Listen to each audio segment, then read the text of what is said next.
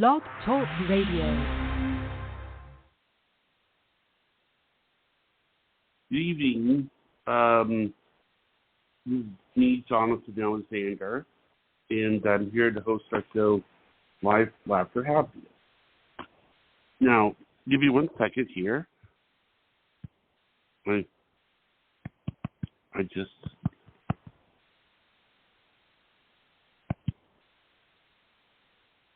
Okay. Now, we're waiting for... Okay, all right. Hello, Barbara, you there? Yes, I am. I am Okay. here, but I'm not on the switchboard, which that's unfortunate.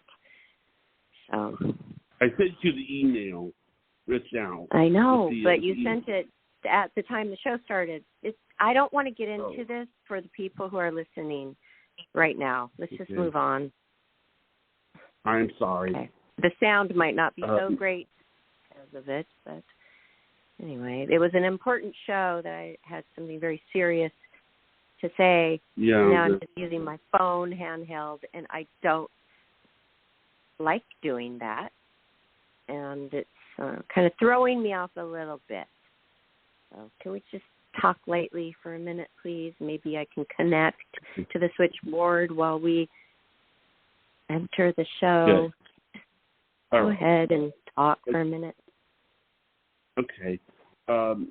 Barbara had some things happen to her many years ago that she wanted to talk about.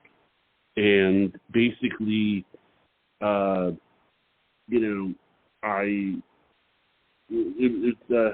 was the topic for today. So that was what we chose. Well, then how shocked you were when I told you the topic, Johnny, when I said this is what we're going to talk about today. I was really kind of shocked because I don't think Barbara has ever told me about this story. I didn't know that anything like this had happened to her. I knew that to an extent, the job that she has can be dangerous. But I didn't know to the extent of the danger that she's ran into. I didn't know if it was related to her job, but this is really scary. It must have been scary for both you and for your family. Yes, that is right. And it did not have to do with a job. Please explain to the listeners what we're going to talk about. All right. What happened was you were abducted from a Beverly Hills restaurant and ended up in the hospital in Marina Del Rey after escaping. You threw yourself out of a moving vehicle. Is that right? Yes, that is right. Oh, wow. And I've never discussed it on air. I'm telling you that when something like this happens to you, it's obviously, well, not obvious, but in my case, it was hard to remember it because I was drugged. And I am still to this day, about 6 years later, it wasn't that long ago, still to this day, I just am closing my eyes, meditating, trying to remember details about it, because it drives me crazy to not know, really. I just have these flashes, and then, when you remember something and you just have these flashes that come into your memory, sometimes you doubt those little memories, and you think, well, am I just imagining that, or did that really happen, or what happened? So, do you want me to start at the beginning? Let's start at the beginning. Okay.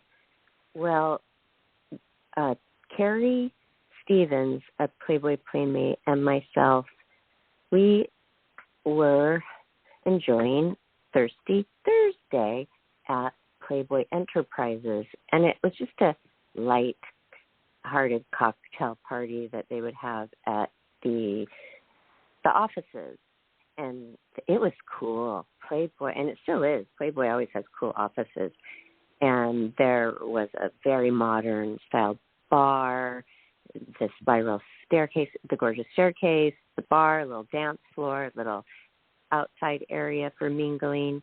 And it was just every Thursday you could just feel free to go over there. They had nice food to eat, and you could have a glass of wine or a cocktail, a chat with playmates, people who work at Playboy. It was not one of those things that Hugh Hefner went to. He would always do things morale real high. So we simply were going to just go there for like 45 minutes only, because she invited me to a dinner. Some friends of hers from Florida were in town. Some big wig guy with 25 of his friends he invited to Mastro's Steakhouse, which is very high-end, gorgeous restaurant in Beverly Hills. In fact, I lived just 2 blocks from there for about 20 years, when I was pounding the pavement, casting and all that. So I was very familiar with the area. It's Beverly Hills. It is totally, you would think, safe. Okay, I was sitting, enjoying some conversation with the people around me, although it was really weird. I wasn't sitting right next to Carrie. She knew the people, so she was busy, hugging everybody and catching up. And we actually, when we sat down, we were not sitting right next to each other. But I had knew this guy, very nice gentleman. He was at the party before, at the Thirsty Thursday thing. So then he sat by me, and I'm like, oh, my goodness, I forgot my phone at Playboy. And it's a long time before you get your steak at something like this when you have 25 people. So there was plenty of time. He literally I said, no, it's okay. He said, no, I'm going to go get it. He only had to go 2 blocks over, and he brought my phone back. But in the interim, I do remember some very weird vibes from the people across from me at the table. And right to my left, it was a guy, or 2 guys and a woman, young. And they were not nice to me. They were not being friendly, being nice. I would try to chat. I think I even saw an eye roll. And you know what? I'm not some fish out of water. Like I said, I spent 20 years there in Beverly Hills. This was my stomping ground. And you come over here from Florida, and sometimes I think that people, in a way, want to put a Playboy playmate in their place. You know what I mean? Like, right. The air about them is, well, who do you think you are? I'm not going to make it easy for you to talk to me at this table. I just felt that. I don't let it bother me. I just think it's dumb and stupid and rude. And anyway, by then, the gentleman, who was nice, brought my phone back, and the appetizers had come, this big tower of appetizers. And you know what I did? It's a tower. It has crab legs and oysters and all kinds of wonderful things. And the guy was getting my phone. I thought, on the little side plate, I'm just going to take a couple oysters and a little crab claw and save it for the guy, before they take it away. So he didn't miss out on the appetizer, right? And the guy across from me said, don't do that. Can you believe that? He said, don't do that to me. And it was so obvious that I was doing that for the guy who was doing a favor for me. And it wasn't weird or rude that I did that. And so I thought that was odd. Anyway, the guy sat down, and my mouth was watering because I was really excited to get my beautiful filet and eat it. But I had to use the restroom. Well, I knew I was going by myself to the restroom, which was a mistake. You think that you could go to the restroom by yourself at a restaurant? My dad has always told me never to do that, and I should have listened to him. But I went alone, and there is a private secret elevator at Mastro's. A lot of people they're not familiar with Beverly Hills and they don't go there very often, they have no idea that this secret elevator is there. So the secret elevator goes up to the top rooftop, and it's a private party area. And I just thought, you know what? I know about the secret elevator. I'm going to go up there and peek my head in, and I'll use the restroom up there. So that's what I did. And I get in there, and it was packed, just packed full of people. And you know what, Johnny? I hardly remember what happened after that. And I'm sitting there normal at a dinner table, probably had like one wine at the Thirsty Thursday thing, and then enjoying only a second glass of wine at the dinner table at that point. So there's no way that this was just alcohol. So what I am thinking is that somehow I got mixed up in the crowd, because I have visions of being crowded like a sardine kind of, and saying, I got to get back I got to get back to my table, my steak is coming.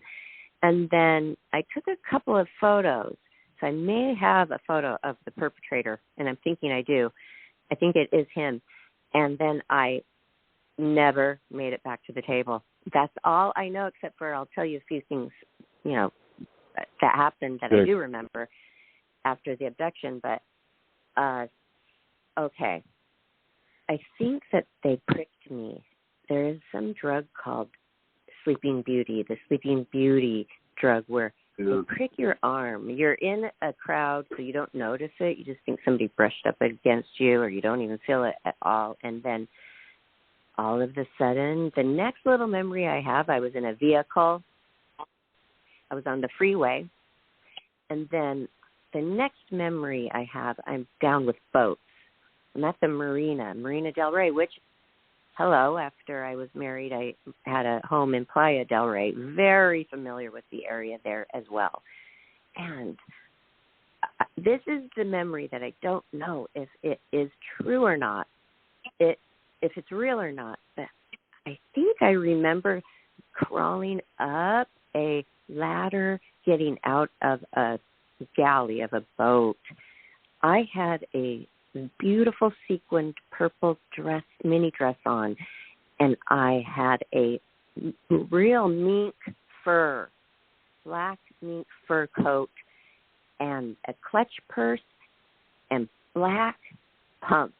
In fact, these black pumps were the pumps that I always would wear when I would wear the bunny costume, and they were super comfortable. They gripped my feet. I could wear them all day.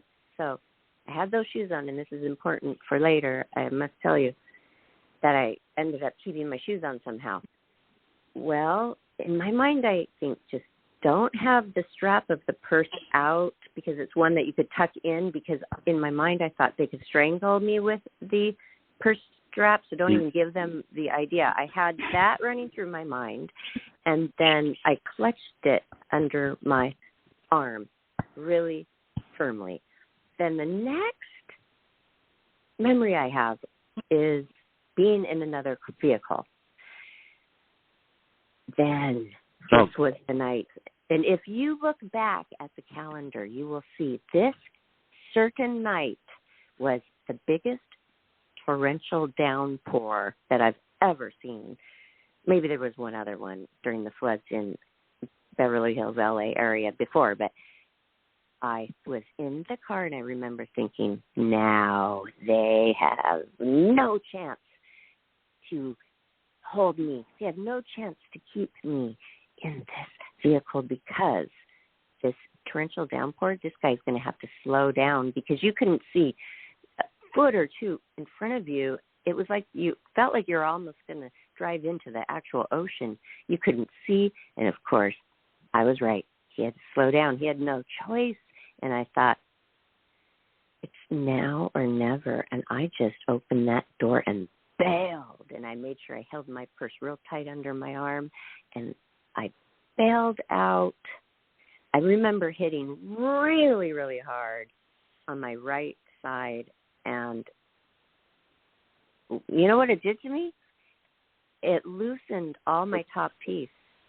my top teeth were loose, and I had the road, like black, bloody gravel all over the side of my face on the right, and I could have knocked out my teeth. I do not remember if I had to gather up my shoes or if they stayed on my feet. I don't remember, but I do remember running, and it was just pouring down and running as far away from the headlights of that car I got out of that I could. And I ran to the first huge condo complex that I could find, and it had a circular driveway. I started just screaming, help me, just as loud as I could. My phone was dead at that point, my cell phone. Couldn't make a phone call. And I went up to, first what I did is I went up to the, where you buzz people, like to let you in. I was probably yelling for help at the same time, too. But anyway, I will never forget it, Johnny. Way up high, probably 18 floors up, this guy came out in his white underwear, briefs, and said, what's going on? Yelling back at me. And I said, I need help. Please let me in. Call the police. Let me in. Please just let me in. Well, he did not let me in. He didn't buzz me in, but he said, I will call the police. They were there really quickly with an ambulance. And I was laying in the ambulance. They were rolling me halfway in. And I remember this big, huge, serious, big black policeman. Not that black has anything to do with it. I'm just trying to give you guys an image here. And he said, are you telling the truth? Are you telling the truth? I said, yeah. I was shocked. Yes, I am. And I went to the hospital, and I had to stay the whole night at the hospital. They were worried. They had to run all kinds of tests. So then the next morning, there was a different doctor, and I didn't get any information. I still never could get, did you do a blood test? What was in the blood? I don't even think they did it. And the doctor in the morning, he told me, you do not know how many women that end up down here. And they do this. This is a thing that they do. They go to these fancy Beverly Hills restaurants and nightclubs, and they're very all elegant. There's no wild place there. And they do this, and they get them down to the marina in some gross, rickety boat and do whatever. Well, you might be wondering what the heck Carrie Stevens, one of my closest friends, you probably were wondering, well, what was she doing, right? Right. When I didn't come back down to the dinner? Yeah. Well, she told me they searched the restaurant. She actually was not familiar with the secret bar upstairs, so I still don't know. I don't have a clear answer. Did you go all the way up to the top where the VIP secret bar is, or I'm not really sure. And, right after you get thrown out of a vehicle, you don't really feel like going and being your own private eye. And not only that, but you said in the beginning of the show that I'm sure, you were very upset about this, as I'm sure your family was. Well, let me tell you about what happened. The next day, I was supposed to fly to my beloved grandma's funeral in Spokane, Washington, where I was born. Yeah, I missed it. It was devastating because the doctor said, no, you've got a severe concussion. You cannot fly. Why would they stop you from flying with a concussion? Because when you have a concussion, the pressure in the plane can actually build up maybe a blood clot, or, if you had any brain bleed whatsoever from the concussion, you could die in an instant. It's just very, very dangerous to fly after a concussion. So they said you shouldn't, even though I wanted to anyway. And do you know that my family, my mom was just yelling, "Oh, no." I mean, she was just devastated. A, for my safety. B, for just, everybody was looking forward. All the cousins and aunts and uncles, my brother, everybody was so disappointed I was not coming. And I wouldn't have missed that for the world. So, but after you have something like this happen and you were abducted like that too, you're so confused because you don't remember much about it. You're just kind of in shock. And you look in the mirror and you're like, wow, look at my teeth, which are all natural teeth. Never had any braces. I don't have caps. I have natural teeth I was born with, that I've modeled with my whole life, and they were loose. It took a couple weeks for them to get back to being firmly in my mouth. So that took me back. And I didn't get any scars on my face. And I didn't have to have my teeth fixed because my teeth were not knocked out. They were just loosened. They healed. So thank goodness. So Carrie went. What they did is I didn't come back to the dinner, and she said, "That's not like Barbara at all. That she wouldn't do that. Something's going on." But nonetheless, the group went to another place. They had fun at another place for a little while, and I don't know if they came back together or a few people or just her, but she definitely for sure after that came back to Mastro's, asked the bartenders, did you see anything weird? Do you have the footage? And no, they wouldn't have known. That place was a sea full of people dancing, loud music and people, so they didn't see anything, but she was very worried. So the next morning they charged my phone, but there was a very nice male nurse at the Marina Del Rey Hospital because I had that purple sequin dress on, and the next morning you don't want to walk along the sidewalk with your nighttime dress on with your heels. And he said, "Oh, hold on a minute." And he came back, and there was this beautiful, day dress, black cashmere dress that somebody has left there. He's like, "Here, wear this." Oh, it was so cozy. And all I could remember, you're out of it because they give you things, and you have IVs, and they're working on you all night, and you feel real groggy the next day.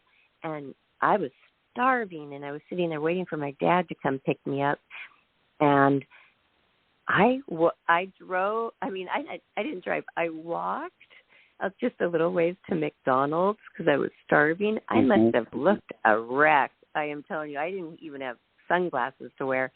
I was walking in that. It was like still above the knee, but it was a big sweater dress with heels and and my hospital bag and my wrist ID from the hospital. And I went to McDonald's, and guess what happened?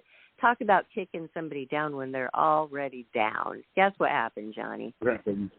They didn't let you eat at McDonald's? Car, nothing back. No. On my walk to McDonald's, a car, and I think they did it on purpose, they went through a huge puddle, and it waved me, totally drenched me like a drowned rat of muddy water, and I was just dripped, and I think they were laughing, and I didn't care. I didn't care at the time because, like I said, I was quite groggy, and I just wanted to get to McDonald's.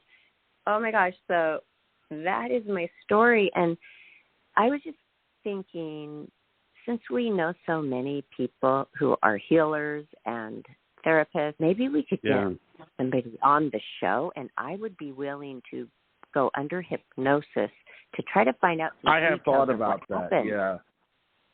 Because you thought about it? There's a lot of repressed. Well, there's a lot of repressed memories. Like sometimes what will happen is that a person will have a bank robbery, and due to the trauma, they can't remember the face of the person. So the person will go under hypnosis, and then they'll start to remember it, And I want to do this. I would love to do this on air, live. How's that? All right, I'll go look for. I'll see if I can find someone. I've wanted to be hypnotized, but I didn't ever know what I wanted to be hypnotized for. Like, what would the subject matter? Yeah, you can't just be hypnotized for the sake of being hypnotized. Right. So I think this would be a great subject, and then it could be therapeutic. But I haven't needed to have any kind of therapy about it, because when you don't have a memory about it, but I know I wasn't raped, because Carrie said, "Are you sure you were not raped? You could tell. The pubic bone would be, irritated, bruised maybe, or hurt." And I said, "I know I wasn't. I know. As a woman, I know I wasn't. So I must have fought." But let me tell you one last thing about it, though. I'm confused, but this is what I really want to hear from the hypnotist is, did I really jump out myself, or was I kicked out? Because sometimes I could be a real pain in somebody's ass if I want to be, and I may have been just that. And that guy could have been like, "Well, fine, get the heck out then." And so I can't tell, did I jump out on purpose, or did he? Because I'm leaning towards I did it on purpose, I'm feeling, but I have a doubt. Or did he kick me out? I would have to say you did it on purpose, because, those people probably don't care how annoying you are. They just probably, whoever it was probably didn't care about how annoying you are, or you would be or something, Okay, yes, and I want to find out, was I ever really down in a boat, or is my mind getting away from me on that too? Was I in two different cars? Was I just in one vehicle? I can't tell if it was a high-up vehicle or if it was low. I can't now remember that even. Well, I never did remember it. So all this is really weird. But the moral of the story is beware and do what your dad taught you.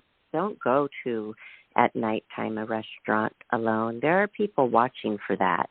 There's back exits that they can easily just get you out, and fast as well.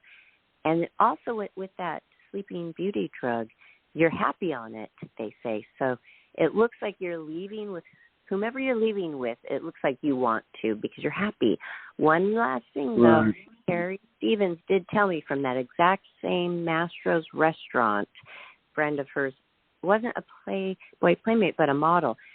They were all meeting in the front, and they were all getting in a limo to go to another place. And the girl, this one girl, maybe came out before or later than the group, and she just jumped in a limo, and it was the wrong limo, and she was gang raped by all the men in the limo and thrown out into a ditch. Thrown into a ditch, and she survived, yes. So be careful, and we all have heard of that, where that woman got into an Uber thinking it was an Uber. So there are people, actually predators out there, looking for people who are not paying such great attention with their false sense of security. So the moral is just please be careful, everybody, and hopefully my story will make you think twice before you are not careful. That's right. So did you want to do the shout-out? Thank you. I'm doing a shout-out first to Carrie Stevens. Thank you, Carrie, for caring so much and really trying to find me that night. I appreciate you so much. Of course you would do that, my good girlfriend, and I just want to find out what happened still. And she doesn't even know this, how much it's eating at me for many years now, of like not knowing what happened. It's just really Have you talked to her about it? Are you going to call her and talk to her about it? Well, afterwards I did talk to her quite a bit about it, and we did try to be private investigators with it, but didn't get anywhere. And also, the thing is that I am thinking there was a tinge of feelings towards me that, well, what were you doing out before Grandma's funeral anyway? You know, why were you out partying? I wasn't out partying. I went to a in the daylight afternoon little thing at a safe place called the Playboy Enterprises, and right after that I went to a fine restaurant with fine people. I'm thinking, or mean people across the table have anything to do with this? I don't know. And do I really want to call the guy who, actually I think it's, I don't even want to mention his name. He's very highfalutin and he owns a huge, huge magazine. And I just don't want to mention his name because it wasn't his fault. But I didn't get anywhere. But thank you, Carrie. And hey, everybody, thanks for listening to Life, Laughter, Happiness. And make sure you do follow us to get all of our show updates. But we're going to see you Friday. And make sure you get your questions ready because it's Psychic Night on Fridays at Life, Laughter, Happiness, and we have Psychic Dale Shear ready to take your call and help you and guide you. So we will see you then. And follow us on Twitter, Facebook, and Instagram while you're at it. Good night, everybody. All right. Good night, everyone. Thanks, Johnny. Good night.